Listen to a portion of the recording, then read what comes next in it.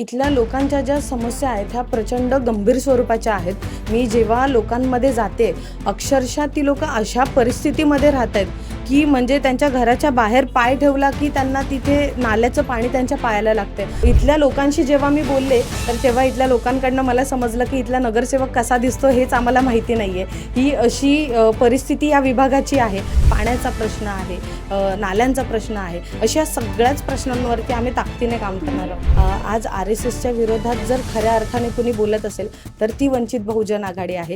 RSSच्या कार्यालयावरती आत्तापर्यंतच्या इतिहासामध्ये पहिल्यांदा कुणी मोर्चा घेऊन गेला असेल तर ती वंचित बहुजन आघाडी आहे. एकदा आम्हाला संधी देऊन बघा, एक संधी वंचित बहुजन आघाडीला देऊन बघा, नक्की तुमच्या संधीचं सोनं करू. नमस्कार, नवशक्ती यूट्यूब पेजमध्ये तुम्हा सगळ्यांचं स्वागत. राज्यात 29 महानगरपालिकेच्या निवडणुका जाहीर झालेल्या आहेत. 15 जानेवारी रोजी या निवडणुका होणार आहेत, तर 16 जानेवारी रोजी निवडणुकांचा निकाल जाहीर होणार आहे. राज्यात एकूणच सगळ्या निवडणुकीच्या प्रचारांची रणधुमाळी सुरू असतानाच सभेंचाही तोफ धडाडत आहेत. याच अनुषंगाने या महानगरपालिकेच्या अनुषंगाने आज मुंबई महानगरपालिकेच्या प्रभाग क्रमांक 139 प्रभागामध्ये मी आज आलेली आहे. वंचित बहुजन आघाडी आणि भारतीय राष्ट्रवादी काँग्रेसच्या अधिकृत उमेदवार स्नेहल सोहनी यांच्यासोबत आज आपण खास चर्चा करणार आहोत. नमस्कार स्नेहलताई. नमस्कार. तुमचं खूप खूप स्वागत नवशक्तीमध्ये. तुमचंही मनापासून आभार. एक नवीन चेहरा म्हणून तुम्हाला या प्रभागातून संधी मिळते. काय विजन आहे तुमचं? खरं तर गेल्या अनेक वर्षापासून वंचित बहुजन आघाडीच्या माध्यमातून असेल विविध चळवळीतनं आपण तयार झालेली लोक आहोत आणि इथल्या लोकांचे प्रश्न जाणून घेत त्यांच्या प्रश्नांवरती काम करत आलेलो आहोत. बाळासाहेब आंबेडकरांच्या माध्यमातून इथल्या अनेक तरुणांना राजकारणाच्या मूळ प्रवाहात येण्याची संधी मिळाली आणि त्याच्यापैकी मी सुद्धा एक आहे. माझ्यावरती मुंबई प्रदेश अध्यक्षाची जबाबदारी असताना आणि आता सध्या 139 मधनं उमेदवारी मला या ठिकाणी जाहीर झालेली आहे. मुंबईमध्ये वेगवेगळे मुद्दे घेऊन आम्ही लोकांचे प्रश्न जाणून घेतले होते. खास करून मुंबईमध्ये वंचित बहुजन आघाडी मुंबई प्रदेश कार्यकारिणीने स्वतः लोक आवाज लोकसंकल्प नावाचा एक फॉर्म आम्ही लोकांमध्ये जाहीर केला होता आणि त्या फॉर्ममध्ये इथल्या लोकांचे स्थानिक मुद्दे काय आहेत आणि हे मुद्दे आम्ही संपूर्ण मुंबईकरांचे जाणून घेतले होते आणि मग त्या मुद्द्यांवरती आम्ही वेगवेगळ्या विभागामध्ये तिथले जे महानगरपालिकेचे कार्यालय आहेत त्या कार्यालयांमध्ये आमचे पदाधिकारी असतील त्यांच्याकडे त्या समस्या आम्ही दिल्या होत्या. त्या सॉल्व नाही झाल्या की मग आम्ही दुसरा मार्ग आंदोलनाचा स्वीकारला होता आणि अशी वेगवेगळी आंदोलनं आम्ही प्रत्येक मुंबईकरांना सुविधा मिळाल्या पाहिजे यासाठी केली होती. तुमचं शिक्षण BA LLB झालेलं आहे, शिवाय तुम्ही फक्त सुशिक्षित उमेदवार नाहीये, एक आंदोलनाचा चेहरा बरोबर म्हणून तुमची ओळख आहे. काय सांगाल याविषयी?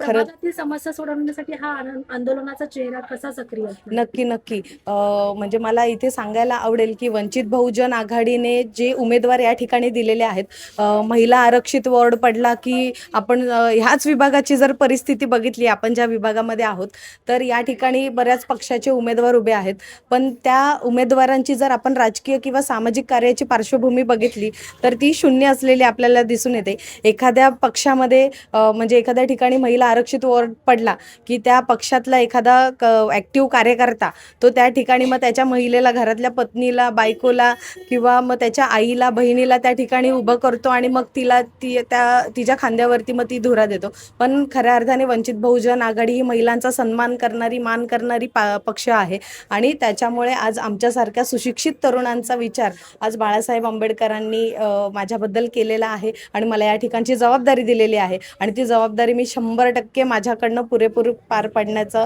प्रयत्न करणार आहे. आपल्या 139 प्रभागाची एक पाहणी केली तर असं दिसतं की हा खूप स्लम एरिया आहे. बरोबर. लोक आहेत.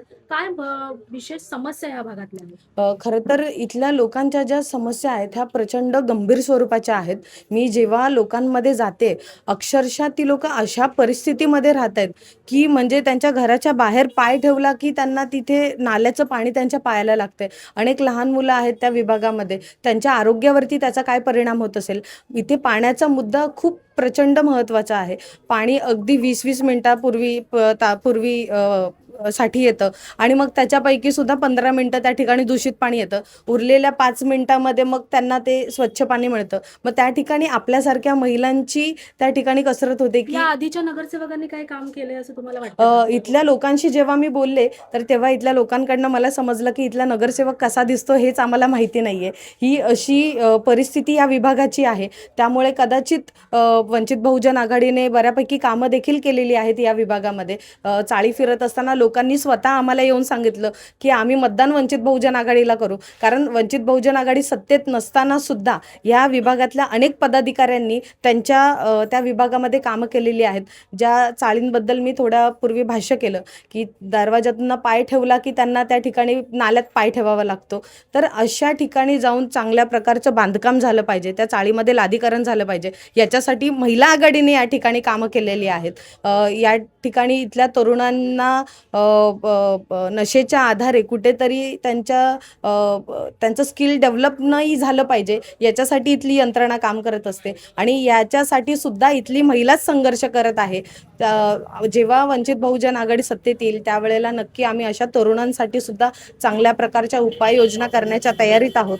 तुमच्या प्रचारात आम्ही बघितलं की मोठ्या संख्येने अनेक जाती धर्माचे बरोबर. लोक आहेत. काय सांगाल, कशा पद्धतीने यांना संघटित करून, यांना एकत्र करून तुम्ही भविष्यात पुढे वाटचाल करा? खरं तर वंचित बहुजन आघाडीची भूमिकाच ही आहे की जे खऱ्या अर्थाने वंचित आहेत, शोषित आहेत, राजकीय परिघापासून किंवा सामाजिक चळवळीपासून जी लोक लांब राहिलेली आहेत, आज त्या सर्वांना वंचित बहुजन आघाडी स्वतःचा आवाज वाटते, वंचित बहुजन आघाडी स्वतःची वाटते आणि अशी लोक स्वतःहून आपल्याकडे येत आहेत आणि त्याच लोकांची कामं करत करत आज हा वर्ग आपल्याशी जोडलेला आहे आणि एक चांगला प्रतिसाद इथल्या नागरिकांकडनं या ठिकाणी मिळत आहे. ते बघून खूप छान हा वाटतंय. आंदोलनाचा चेहरा आम्ही लवकरच मुंबई महानगरपालिकेत बघणार आहोत. तर कोणत्या विशेष प्रश्नावरती सगळ्यात आधी तुम्ही आवाज उठवणार आहात?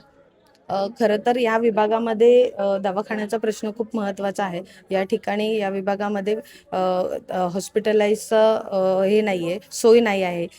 त्याच्यामध्ये आम्ही सुधारणा करण्याचा प्रयत्न करणार आहोत. शिवाय पाण्याचा प्रश्न आहे. या ठिकाणी SRAचे सुद्धा भरपूर प्रश्न आहेत.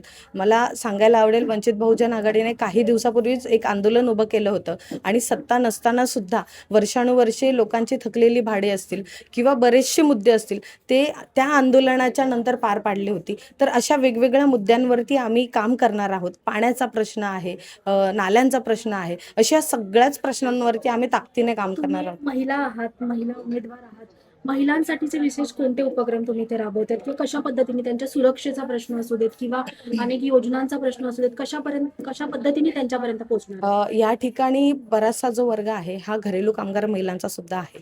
त्याच्यामुळे आम्ही त्या घरेलू कामगार महिलांच्या संपर्कात आहोत.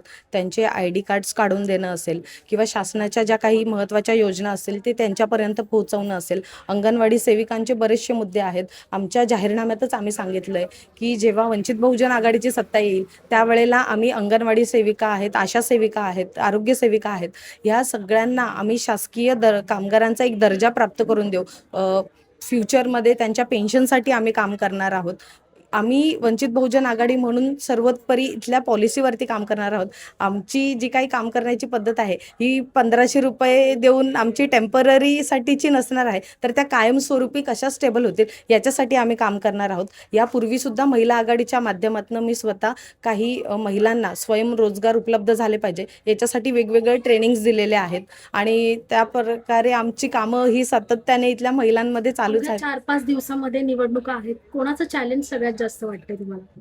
नाही, इथे ज्या प्रकारे लोकांचा प्रतिसाद मिळतोय त्या अर्थाने आम्ही तरी ह्याच प्रयत्नात आहोत किंवा आम्हालाही हेच वाटतंय की कदाचित आम्ही विजयाच्या दिशेने आहोत आणि तो नक्कीच विजय आम्ही मिळवून या ठिकाणी घेऊत, कारण लोकांची केलेली कामं आणि लोकांचा असलेला प्रतिसाद हा आमच्यासोबत आहे. त्यामुळे तुमच्या अनेक प्रचाराच्या वेळेस किंवा प्रचाराच्या सभेच्या दरम्यान आम्ही तुमच्या स्टेजवरती प्रकाश आंबेडकरांना पाहिलेलं आहे. काय कानमंत्र दिलाय त्यांनी तुम्हाला या निवडणुकांसाठी? नाही, आम्ही बाबासाहेब आंबेडकरांच्या चळवळीशी जोडून आहोत आणि त्यामध्ये महत्त्वाचं म्हणजे आज बाळासाहेब आंबेडकरांचा हात आमच्या पाठीशी आहे.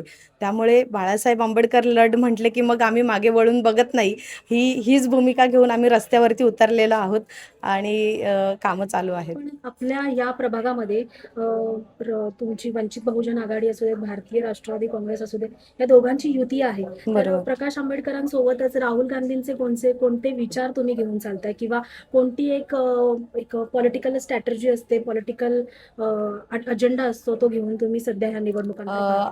वंचित बहुजन आघाडी असेल, काँग्रेस असेल, हे कुठेतरी एका विचारधारेशी जुडलेली लोकं आहेत. आज RSSच्या विरोधात जर खऱ्या अर्थाने कुणी बोलत असेल, तर ती वंचित बहुजन आघाडी आहे. RSSच्या कार्यालयावरती आत्तापर्यंतच्या इतिहासामध्ये पहिल्यांदा कुणी मोर्चा घेऊन गेलं असेल, तर ती वंचित बहुजन आघाडी आहे. काँग्रेस असेल, वंचित बहुजन आघाडी असेल, ही संविधानाचे मूळ तत्वांवरती चालणारी ह्या सर्व पक्ष आहेत आणि ही केवळ पक्षांची युती नसून एक विचारधारेची युती आहे. त्यामुळे आम्ही या ठिकाणी काँग्रेसचेही पदाधिकारी आहेत, वंचितचेही आहेत, अगदी एकजुटीने कामाला लागलेलो आहे आणि नक्कीच विजयाच्या दिशेने आम्ही असूत, ही अशी संकल्पना आम्ही. मुलाखतीच्या शेवटच्या टप्प्यात काय सांगाल तुमच्या प्रभागातील नागरिकांना? मी हेच सांगेल की आत्तापर्यंत आपण बऱ्याच जणांना संधी या ठिकाणी दिली होती, पण त्या लोकांनी आपली कामं केलेली आहेत का? लोकांकडे गेल्यावरती आम्हाला समजते की तो नगरसेवक एकदा निवडून दिल्यावरती पुन्हा त्या विभागामध्ये फिरकला सुद्धा नाही किंवा इथले लोकप्रतिनिधी सुद्धा ह्या विभागामध्ये येत नाहीत. तर एकदा वंचित बहुजन आघाडीला तुम्ही संधी देऊन बघा, कारण सातत्याने आम्ही सत्तेत नसताना सुद्धा लोकांच्या प्रश्नांवरती काम करत आहोत. आम्ही सक्षम आहोत, आम्ही समर्थ आहोत, पण या यंत्रणेच्या बाहेर असल्यामुळे आम्हाला तितकं बळ मिळत नाही. तर एकदा आम्हाला संधी देऊन बघा, एक संधी वंचित बहुजन आघाडीला देऊन बघा, नक्की तुमच्या संधीचं सोनं करू.